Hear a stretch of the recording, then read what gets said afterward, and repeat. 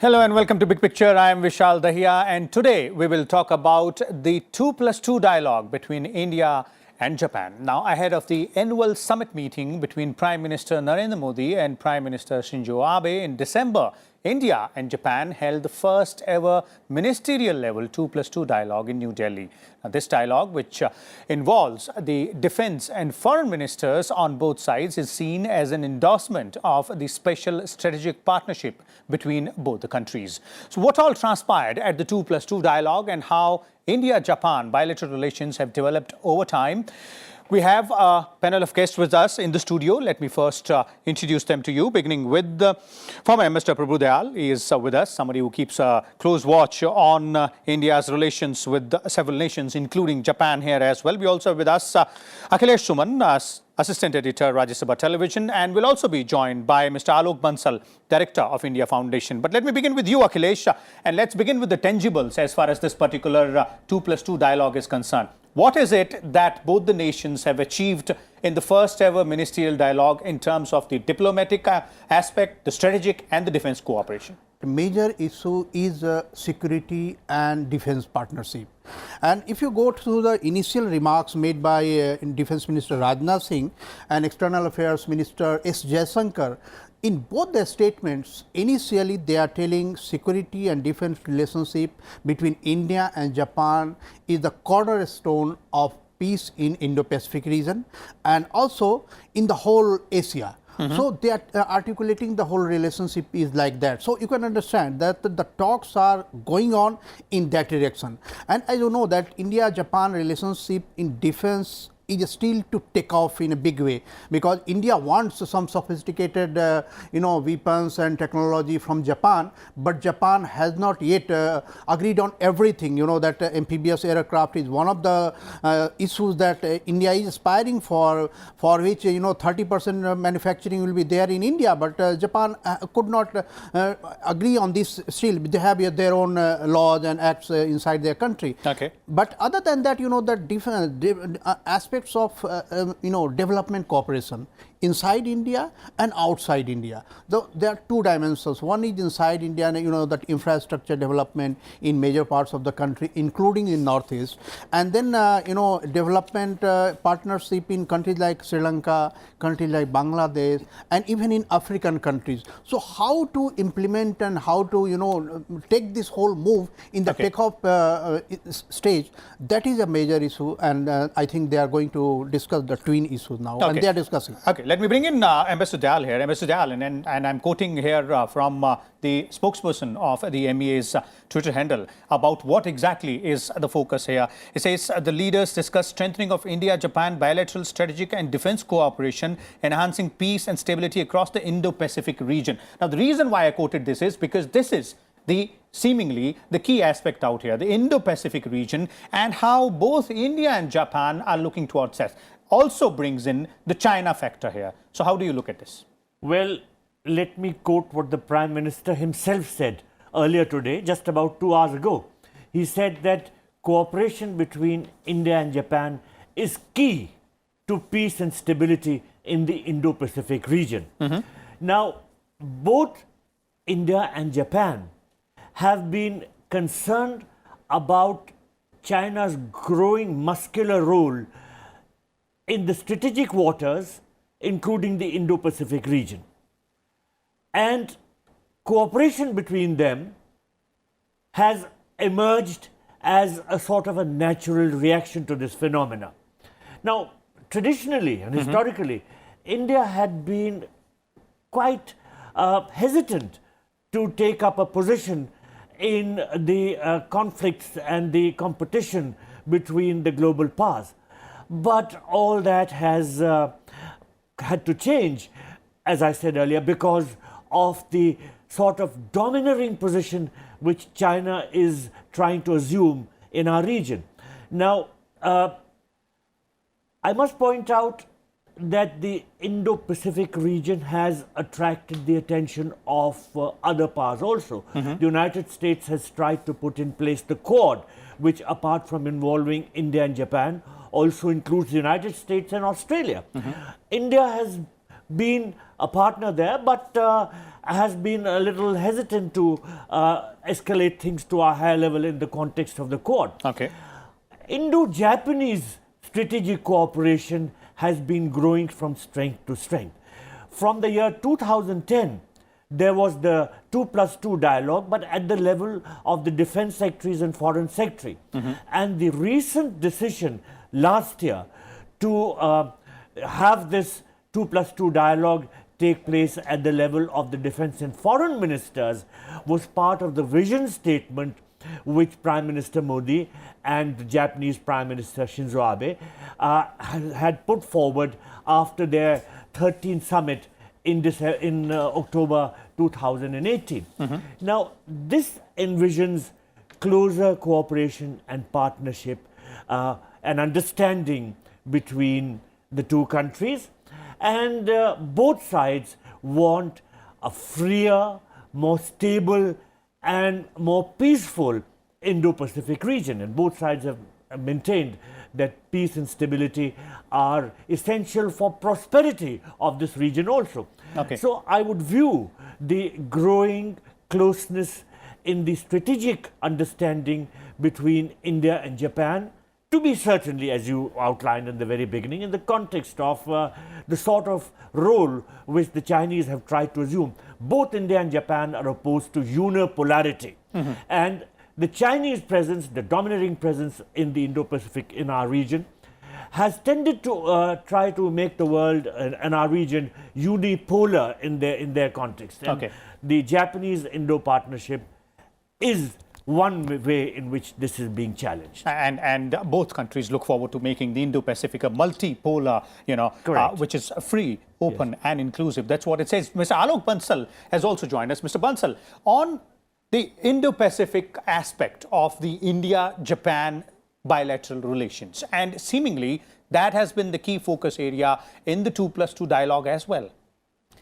See, as far as India and Japan are concerned, I think this 2+2 dialogue is focusing on maritime dimension and maritime security. And Japan, as you know, is the second country with which we are having this 2+2 dialogue. And one of the advantages which Japan enjoys vis-a-vis India is that there is across the spectrum goodwill for Japan. I think there are no apprehensions, the dialogue which is taking place as far as Indo-Pacific is concerned. I think we'll see greater maritime collaboration. As of now, of course, as far as the defense forces are concerned, all three defense forces as well as Coast Guard have been having bilateral exercises with Japan. We are also having multilateral exercises with Japan and US. We are doing mine countermeasure exercises. So there is a whole lot of defense cooperation as far as India and Japan is concerned. And one big advantage which India and Japan bilateral relationship has is that as far as India is concerned, there may be certain reservations as far as collaboration with US are concerned, there may be certain reservations in collaborating with other countries are concerned. But as far as Japan is concerned, there are no reservations across any political divide, across any regional divide. And as far as Japan is concerned, in almost all the countries east of India, there are reservations and there are problems whenever Japan's military power comes to fore. India is probably the only country with which Japan can flex its military muscles and there will be no ripples. So Okay. I think that's where we find that there is a congruence not only of the foreign policy interests but also of the defense interests, because for Japan, if it has to counter the unipolarity in Asia, the only natural ally for Japan in Asia is actually India. Okay, one aspect, since you brought the defense aspect of the relationship, and you pointed out that the three forces are having that joint exercises for quite some time with Japan. So has the time come now for both India and Japan to move from those joint exercises to defense trade and collaboration in the technological aspect as well? And I'm pointing out here the amphibious aircraft deal, which has been hanging in balance for quite some time now. Yeah, US2 deal has been put on the back burner. I think Ministry of Defense has been actually facing an acute fund shortage. One may not talk about it, but all the three services are facing a very acute crunch as far as funds are concerned. And as a result, some of the projects have taken a back seat. But India and Japan are natural allies, and I think as far as defense deals are concerned, as far as Make in India is concerned, there is a huge potential. Technological collaboration, you say? Undoubtedly, because Japanese technology, they can be merged with Indian prowess, and we could create joint ventures. Like India doing a joint venture with any other country has been fairly successful, because one of the big advantages of these joint ventures are that they are taken out of the bureaucratic control. Anything in India which has to succeed has to be outside the bureaucratic control. So if you do a joint control, BrahMos has been a success, you start doing something with Japanese, that will also be a success. And I think both India and Japan has a huge scope for defense trade. Unfortunately, it has not really attained its rightful position. In fact, there is a huge scope. We have not been able to do so. Okay. I think in times to come, we will see that this increases.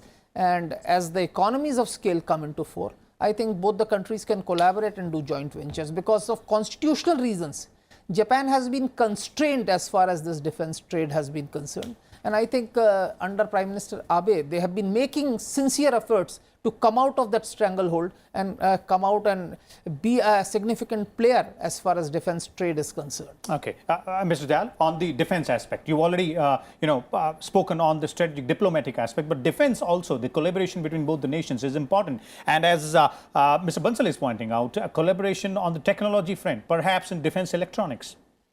Well, Captain Bansal rightly said that Japan is starting to come out of its shell. Now, the fact that it has held bilateral exercises with us last year, both the armed forces and the air force of Japan and India held bilateral exercises. And just a month ago, in fact, earlier this month itself, the Malabar 2019 trilateral exercise, which involved not only India and Japan, but also the United States, that ended earlier in this month, shows that Japan finds it comfortable to have a military relationship with India. Now, the Japanese are quite important manufacturers of armaments. Their weaponry has not formed part of our defense system. Okay. But the Japanese have been very cooperative when it comes to Make in India. And Make in India has been an underlying theme of Prime Minister Modi's policies. So I wouldn't be surprised if in due course the Japanese armament industry sets up manufacturing units here in India itself. As Captain Bansal very rightly said, we have a resource crunch, but we do have to meet our defense requirements, our requirements of weaponry. And if the Japanese can be persuaded to set up manufacturing facilities here, I think that may be a very important way forward. Okay. Akhilesh, on the security aspect and the defense ties aspect, one very important agreement which both the nations would be looking forward to is the acquisition and cross-service agreement. That is the military logistics agreement. So, with the summit meeting between both the prime ministers not too far away, you believe that's something which is sort of a low-hanging fruit which can be achieved? Actually, just now a joint statement between India and Japan has come. Meeting has been over, and they have mentioned that they are satisfied with the the progress in that acquisition, logistic acquisition. So I think when Prime Minister Narendra Modi is meeting in summit level meeting with Shinzo Abe, I hope that this can be done, because the type of bonhomie that is being shown, if you see the joint statement, the whole effort of joint statement is showcase the defense and security relationship between India and Japan. The whole para by para, if you go, they are telling about Asia Pacific, they are even telling about Korean Peninsula, then they are telling about terrorism, then they are telling about FATF. So all these things. So bilateral relationship in the development partnership is, I think, has taken a back seat in this 2+2 meeting, and the whole effort and whole stress in this meeting was security and defense cooperation. And I think this is a messaging. This is a messaging to the world, because they are mentioning South China Sea, they are mentioning the name of Pakistan. So I think this is a very big messaging to the whole world, including China and Pakistan, that India and Japan are going to deepen their relationship and their presence in Indo-Pacific region in a big way in coming months. Okay, Mr. Bansal, when both these nations name South China Sea, name Pakistan, so in that scenario, and both of them express satisfaction over the fact that the way this AXA agreement, as in the acquisition and cross cross-service agreement. We're talking about the military logistics. How important would that be? Because India would definitely want to have, a more elbow room in Djibouti out there, and so would Japan out here in the Indo-Pacific. See, I think that's a very, very big achievement, because when we are looking of food and logistics interoperability and food and logistics support to each other, it will be a big thing, because Indian Navy would be able to operate far more comfortably in East Asia and in Pacific Oceans with these bases, Japanese bases there, as well as overseas bases of Japan everywhere. And more Japanese ships will start operating. Okay. But let me make it very clear, Japan still has a huge constitutional safeguard which prevents it. As you know, Task Force 150, when Japanese wanted to participate, the constitution did not allow any Japanese ships to participate in that particular thing, and they had to restrict their participation to only tankers which would provide fuel to the ships. So it also depends on how Prime Minister Shinzo Abe manages to get over the constitutional logjam that he has. He has been trying for a very long period of time.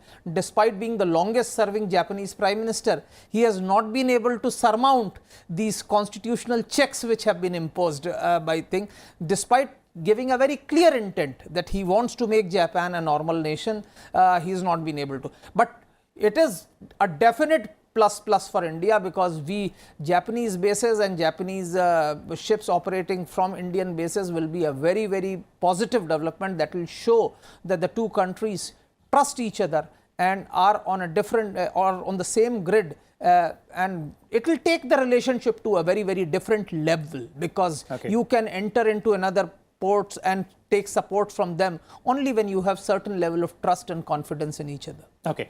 Ambassador Dayal, you mentioned the China angle in the initial comments, and how both India and Japan are looking towards ensuring that Asia does not remain a unipolar entity but becomes a multipolar place. But also important here is the RCEP aspect. Now, after India decided not to join it, we have a recent statement coming in from Japan also saying they're also not very keen. So seemingly both nations are in tandem with each other on this aspect here. I think the Japanese Deputy Minister of Trade, Economy and Industry has enunciated the view that Japan is in no hurry to join the RCEP free trade agreement, and that it wants to bring in India. In other words, it doesn't see much utility of such an agreement without India. And there is every likelihood that the Japanese would take their time as much as possible before entering that agreement. Now, at the same time, it is very significant that the Malabar 2019 was hosted for the first time by Japan. Till now, the Japanese had never hosted this trilateral naval exercise, but they are coming out of their shell, and there are, of course, constitutional issues which they themselves can resolve. But nonetheless, the Chinese muscular presence in the region and the sort of unipolarity which the Chinese are trying to inflict on our region, from the one hand closer to our waters and stretching right across to the in the Pacific zone, is something that the Japanese are worried about as much as we are. And this growing congruence of views is certainly propelling the two countries to take up positions which do see a closer understanding on strategic issues. And once that closer understanding is there, I think cooperation in other areas, including, of course, as I said, someday manufacturing by Japanese companies of defense equipment here in India. I do not rule out that possibility in the future. Okay. Mr. Bansal, RCEP, maritime policy, or cooperation, strategic cooperation, the defense cooperations, everything which we are talking about between India and Japan. Do you agree that one common element and thread is the China angle? See, there is no doubt when you talk about preventing unipolarity in Asia, you are looking at China. and that seems quite clear. And so India and Japan coming together, and especially coming up with US, that shows that Quad, which we have been talking of, is to some extent taking shape. And this will create apprehensions in China, because I remember last time we had a multilateral exercise in Bay of Bengal, and I was in China. While Indian TV news channels were not really focusing on it, every Chinese news bulletin would start with the type of ships that were participating in that particular ship from each country, and they would give all the tonnage, weaponry and everything. So this will create a problem. As regards RCEP is concerned, I think we have not said that we have closed the door permanently. We have said that as of now we have not got on board, and there is no doubt that ASEAN and China already have an FTA. So other countries which are joining in would very much want India to get on board, because even Australia has an FTA with China. So the country which have to move in is actually India. And I think other countries other than China and other than ASEAN also are very, very keen that India gets into RCEP. And as long as India does not get into RCEP, I think incentive for countries like Japan also to join RCEP is not there. But if we decide to do it, I am sure Japan would also like, because eventually it is going to be beneficial to all the countries. Okay, Akhilesh, quick, sharp and final comments on the China factor between India and Japan ties. You know that if you remember, Taro Kono was the initiator of Quad, and Quad was initiated with the same view that you are expressing, that China is the angle. We want we want multipolar world, and we want multipolar Asia also. That has been very clearly articulated by External Affairs Minister Jaishankar many a time. So I think China is one of the most important thing, because if you see the joint statement, it is full of freedom of navigation. It is full of that peace, prosperity in the Indo-Pacific region. So China is certainly the major issue in this meeting. Okay, Ambassador Dayal, before I close the show, final comments from you on the way forward from here as far as India-Japan ties are concerned. How do you see them going forward, and if challenges, if there are any opportunities as well? Well, the Indo-Japanese 2+2 dialogue involving the foreign ministers and defense ministers gives a whole new dimension to India's Act East policy, because it brings into focus our concerns, our mutual concerns about China's push for unipolarity, which both countries will resist and will do their utmost to negate, because certainly unipolarity is not acceptable to either of us, and closer cooperation between India and Japan would be the way forward in combating China's growing role in our region, which is not to our advantage. Okay, so there it is. As our panelists have pointed out, the first ever ministerial level 2+2 dialogue between India and Japan is clearly focusing on the strategic and security aspect of the relations between both nations, and seemingly is going to take them forward to the next level. But let's also wait for the summit meeting between both the prime ministers next month, that is in December, and we will clearly have a much broader or much clearer framework or outline of the future of Indo-Japan relations. We'll come back again on Monday with a different topic and different set of guests. Till then, keep watching Rajya Sabha Television.